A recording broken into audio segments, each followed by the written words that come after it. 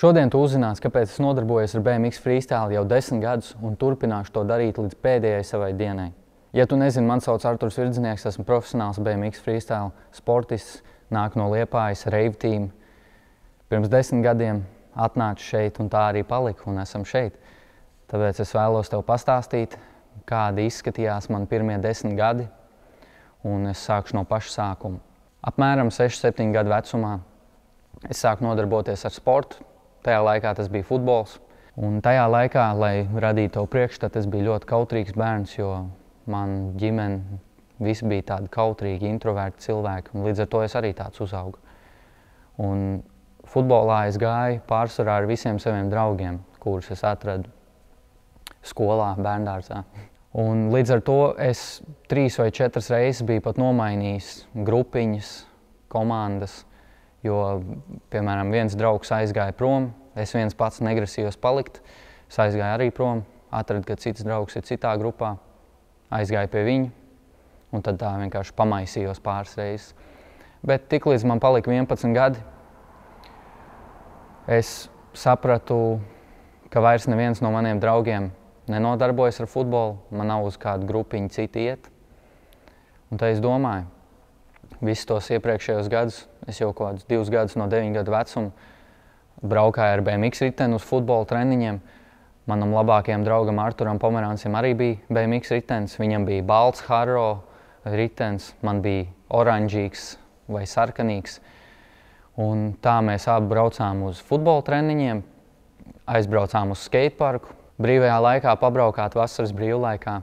Un tad 2015. gadā vairs neviens no maniem draugiem negāja futbolā. Visu to vasaru es domāju, ko darīt. Nav nekāds cits sports, kas man baigi piesaistīt. Gāju uz skateparku ar savu labāko draugu. Un tad 1. septembra vakarā pie skateparka bija tāda zīme, kur bija rakstīti treniņu laiki, kad notiek BMX-am, inlineam, skateboardam treniņi un telefona numurs. Un iepriekš man mamma zināja, ka es braukāju ar riteni pa skateparku. Un viņa teica, es nekad neiešu uz tiem treniņiem. Es, man liekas, biju izteicis kaut kādu domu, jo mans labākais draugs Arturs, viņš bija jau atnācis 1 mēnesi uz BMX treniņiem un tad aizgājis. Un viņš teica, ka ļoti forši tur bija. Tā es uzzināju, ka tas notiek. Tad tajā septembra dienā es pazvanu mammai, un es jau gaidu, ka viņa teiks nē. Bet par cik visu vasaru es nebiju nekādās sporta nodarbībās, es domāju, es jau mammai biju līdz kaklam. Jo vismaz tad, kad gāju sportot, tad es netraucēju. Un es viņai pazvanu, es saku, es varu iet uz BMX treniņiem. Viņa tāda, nu izdomāsim kaut ko. Un es tāds, wow, tiešām? Es varu iet uz treniņiem? Ok. Un jā, pēc pāris dienām mans ops man atved uz indoru. Tās jau bija septembra beigas, tāpēc man teica, lai es nāku oktobrī, lai es varu no jauna mēneša sākt. Un tā es satiku savu BMX treneru, Robertu Klēpi, kas man trenēja no pirmās dienas līdz šajai dienai. Sāku nākt treniņos, un tas bija ļoti liels solis no manis, jo es biju kautrīgs un es vienmēr gāju tur, kur man draugi bija. Un Arturs pirms tam bija ar mani sarunājis, mēs divi Arturi, ka mēs iesim kopā uz BMX treniņiem. Es sāku iet oktobrī. Viņš teica, nu šomēnes es vēl nevaru, es nākšu no nākamā mēneša. Un tā viņš nekad neatnāca. Un tagad es te vienkārši visu laiku esmu bijis, un es viņu gaidu un nekad nesagaidīju. Bet es trenējos ar Robertu. Roberts mums mācīja, kā sākt braukt, un es nācu uz treniņiem ļoti cītīgi. Treniņi notika darbdienās, un tad brīvie apmeklējumi bija sestdienās, svētdienās. Tad es nācu visu dienu braukāt. Un mans kautrīgums vēl nebija maģiski pazudis. Es ar nevienu baigi netusēju. Tad, kad es atradu kādu cilvēku, ar ko sadraudzēties, tad es pa lielam tikai ar viņu tusēju. Un tā izskatījās man pirmie 2,5, 3 gadi, līdz es sāku mazliet atvērties un būt pietiekami drosmīgs, lai parunātu ar lielajiem, kas tur bija Patriks Vīksni, Valters, Guntis, Lauris un vispārējie vecie braucēji. Bet tas sākums bija tāds bailīgs, un ja paprasīt Agrim Klēpim, kam pieder Indors, kas ir Rave Team galva, menedžeris mūsu, vai Robertam, Viņa pateikt, jā, pirmos gadus tas bija ļoti kluss un kautrīgs Džeiks Arturs. Un mazliet vairāk pieminot par savu BMX treneru Robertu Klēpi. Visu to laiku viņš nebija tikai BMX treneris. Nebija tā, ka atnākam 2 reizes nedēļā un viņš tur mums pamāca pabraukt ar riteņiem un viss. Viņš to uztvēra daudz nopietnāk. Viņš neskatījās uz šitiem treniņiem kā tikai pamācīt puikām, kā pabraukāt ar riteni. Viņš vēlējās, lai mēs izaugam kā kārtīgi cilvēki, kā kārtīgi sportisti. Jo viņš organizēja brīvās dienās, vai tā bija sestdiena vai svētdiena, pirms manis jau, tas jau 2013. 2014. gadā viņi jau visu to darīja, ka sestdienās skrēja visu kopīgi pa pilsētu 5 vai 10 kilometrus. Tad, kad es jau atnācu, viņi organizēja peldes svētdienu Olimpiskajā baseinā. Un arī brīvajā laikā Roberts jau strādāja, darbojās ar savām lietām, un viņš brīvā laikā, ja es atceros pareizi, kaut kādās trešdienās vai ceturtdienās, mēs pat tikāmies coworkingā, un viņš mums mācīja, kā Instagramā audzēt sekotājus, ko darīt, lai mēs varam vairāk tur skatījumus gūt, kā mēs varam noturēt tos cilvēkus un kā izaudzēt savu Instagram profilu, jo viņš jau tādu redzēja, ka Instagram profils ir tas, kas mums palīdzēs iegūt sponsorus vai pelnīt naudu, jo tā ir vienkārši dzīves pieredze, kas tev nāk līdzi. Līdz ar to ļoti liela cieņa un paldies Robertam. Viņš ne tikai mācīja ar visiem mazajiem apieties un BMX uzdevums izdomāt, viņš arī mums palīdzēja augt kā cilvēkiem. Un visi, kas ir trenējušies pie viņa, es domāju, ir ieguvuši ļoti daudz. Un varbūt viņi to nepamana, bet tās mācības ir palikušas prātā un tās pieredzes ir bijušas. Tāpēc visiem, kas ir trenējušies pie Roberta, es ieteiktu pateikt paldies. Un man milzīgs paldies pret Robertu. Un tad sekoja manas attiecības ar Agru Klēpi. Trenējos tur pirmos 2 gadus. Tad Agrs Klēps nāca un sāka vilkt man uz ārzemju sacensībām. Es gribu to pateikt, lai tas neizklausās bēdīgi. Bet viennozīmīgi es nenāku no turīgākās ģimenes, līdz ar to nebija pārāk viegli braukt uz sacensībām. Un 18. 17. gadā braukt uz sacensībām, kas bija Igaunija un Polija, bija apmēram 200, 250, 300 eiro no cilvēka. Jo tajā laikā mēs vēl ļoti daudz bijām BMXeri un mēs ļoti daudz braucām uz sacensībām. Un tajā laikā ne tikai nauda man satrauca, es domāju, ja es nemāku trenēties, es neesmu gatavs sacensībām. Es knapi varēju, mans ritenis maksāja 200 eiro, kur nu vēl 200 eiro pa vienām sacensībām, man mamma toči nevarēs. Un Agris vienkārši pienāk, uzliek roku uz pleca un saka, neuztraucies, izdomāsim, kaut vai pa daļām atmaksāsim. Un tā es arī braucu uz visādām sacensībām. Un manuprāt, es nekad nebūtu izbraucis no Latvijas līdz pat šitai baltai dienai, ja es nebūtu uzticējies Agrim un ļāvies visam tam procesam. Jo es būtu visu laiku bijis bailīgs, ka nepietiek naudas un nekur nevar aizbraukt, ka beigās vienkārši būtu vietējais braucējs un tas arī būtu viss.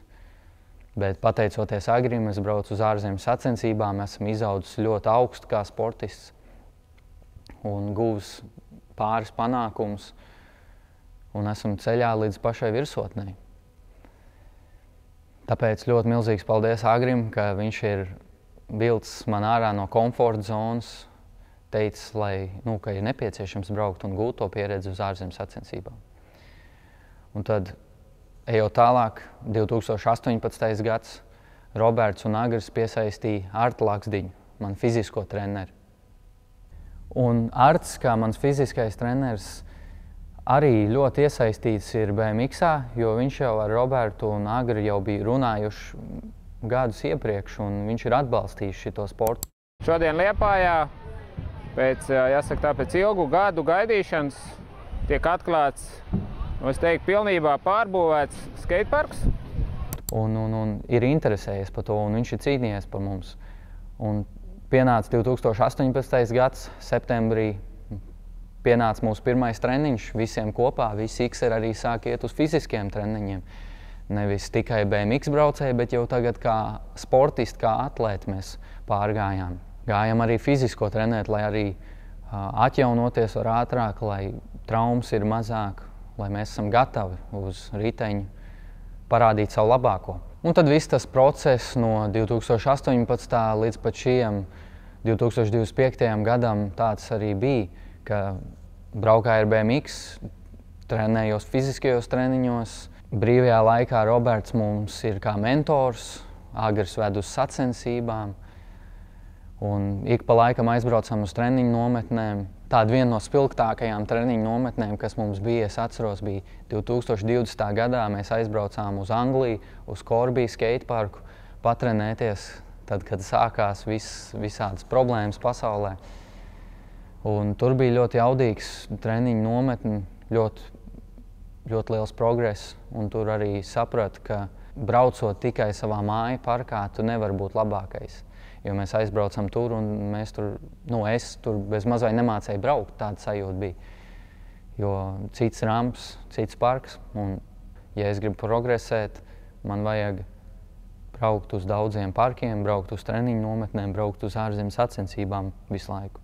Laikam ejot treniņos, centīgākie saņēma reivtīm ķiveres, un es biju ļoti pagodināts, ka es varēju būt viens no tiem, kas var uzlikt sev reivtīm uz ķiveres, jo tas vienkārši pierādīja, ka es centos un es guvu kaut kādu panākumu viņa acīs, ka viņi redz manī kaut ko, ka viņi redz potenciālu un tic manī.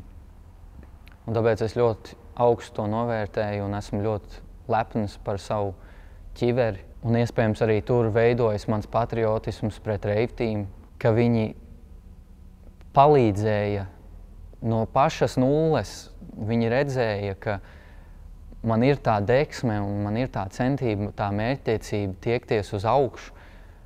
Un pat viņiem, viņi jau nav miljonāri, viņiem nav nekādi lielie biznesi. Viņi vienkārši darbojās ar to, kas viņiem ir.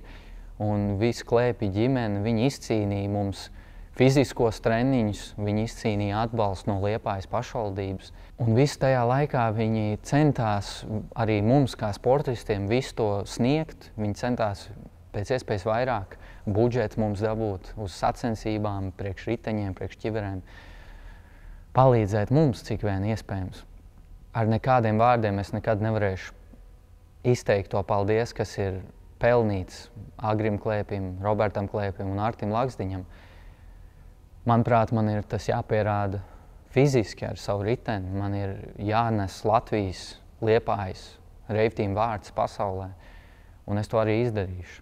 Lai cik tas augstprātīgi izklausītos. Manuprāt, es esmu to parādā reivtīmam. Es domāju, lai video nebūtu pārāk ilgs, atstāsim to šeit. Paldies visiem, kas atbalsta un tic manī. Paldies par šiem 10 gadiem. Ejam uz vēl 10 gadiem reivtīmā, BMX-ā un Liepājā. Un paldies tev, ka tu skaties.